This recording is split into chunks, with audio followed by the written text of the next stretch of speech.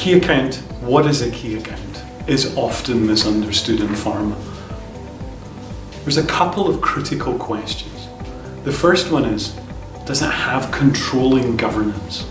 And what we mean by that is if the account, the system, the organisation, the business, if it makes a decision centrally, does everybody within that account have to stick to that decision? If the answer is no, then it's not an account, you've got a bunch of individual people. If the answer is yes, then that centralised structure becomes your account. The second part of that is it key? Is it a key account? And that's, is it big enough, important enough? Does it have the strategic impact that means that this must be treated differently as a key account where you apply new ways of working to get different results?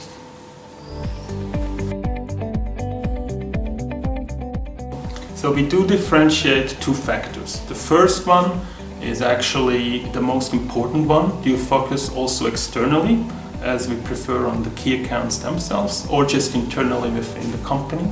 And the second one is then actually, do you try to create value in a strategic way with your clients and key accounts, or is it more about kind of focusing on transactional work?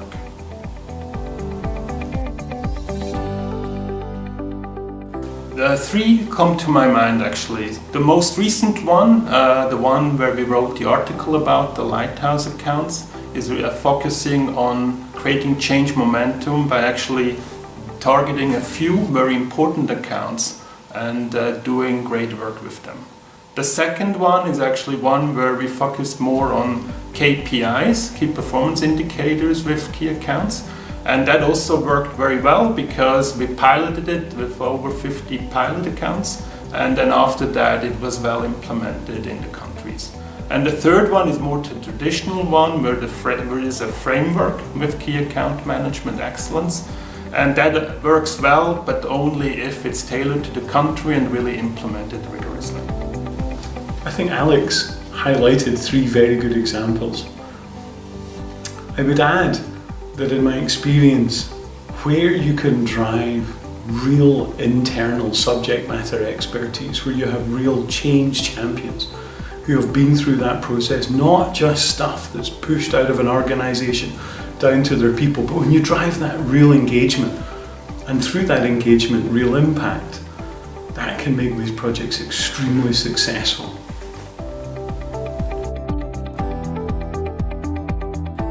So the role actually starts before the program even gets initiated, which is counseling on how to achieve the objectives. And in order to do that, we talk a lot about what is actually the underlying objective. And with Kevin, we also had this discussion about what is the right approach, and that's how we came up together with the Lighthouse account approach. Then the second is to create a rigorous framework, but as simple as possible to be able to implement it easily.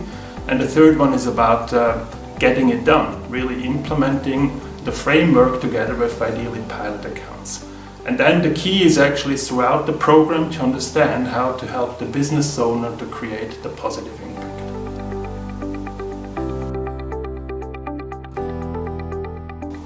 Well, we know when you apply the effort effectively, it brings better results. And not just a little bit better, but we mean above the curve growth.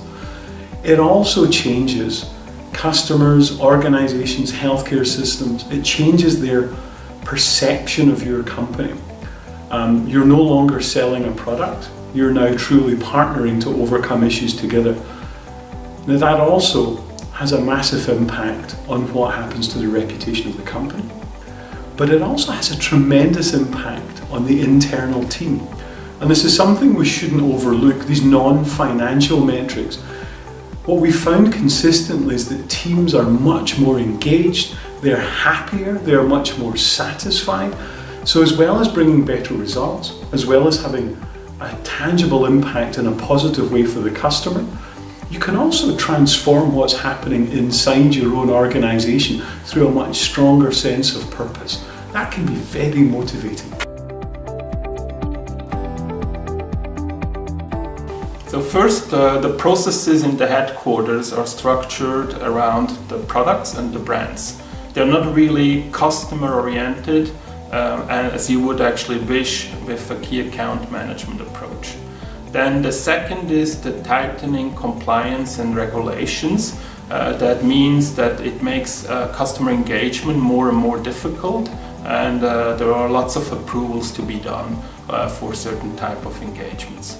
And the third one is actually a paradigm in the industry that the profit is in the product, and as long as executives believe that this will be the case, then you don't really need to go to the next level of customer centricity.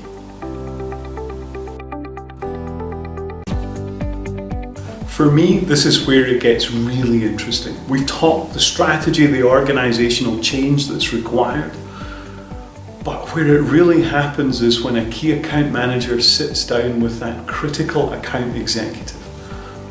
The first thing I've learned is that you really have to be prepared. And the critical difference is that it's not being prepared about your own stuff. It's being prepared about what you understand about them and their business. The higher you reach in an organization, the less they care about you and your products, the more they care about how well you understand them and their business. Two sides to that coin. On one side, you reach up high, you talk about your own products. A basic response is get out. It's not relevant, it's a waste of time. If, however, you earn the right to have that conversation, you demonstrate the understanding. Not only do you focus on opportunities already identified, but we see again and again that unprompted new opportunities arise. This is a tremendous difference in the paradigm of how we partner with very significant national or global accounts.